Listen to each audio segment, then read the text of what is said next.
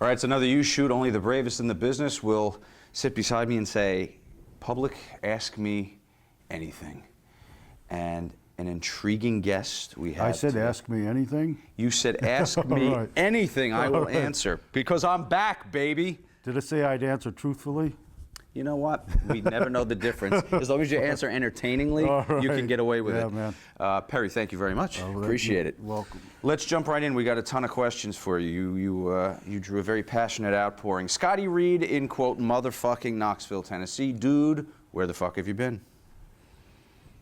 Bro, I've been around. I dealt with some personal demons. Took me years to deal with them, but I got them in check finally. So, you know, I kind of fell off. I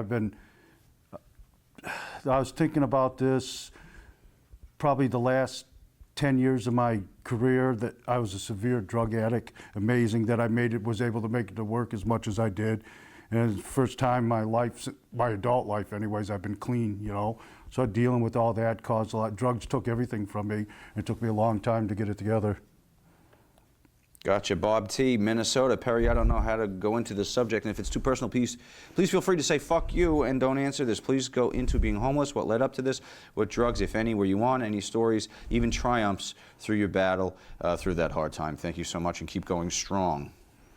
Well, like I said, drugs cost me everything. When I was wrestling, I was a big opiate person, you know. Nubain, I don't know, people probably don't know what that is. It's a strong opiate pain medicine. I used to boot that, inject that, you know. Plus I had a doctor give me Demerol every month, so I'd have 10 cc's of Demerol, and I don't even know, hundreds and hundreds of pain pills a month, you know. And then after that, I got shot, and I was all screwed up, and my wife had died of a drug overdose.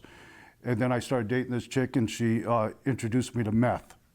And that was it. That meth takes a hold of you. And I went from living in a nice big house, had a Cadillac Escalade, you know, everything, to sleeping under bridges, digging in garbage cans, you know. Any money I had would go for drugs, you know. And I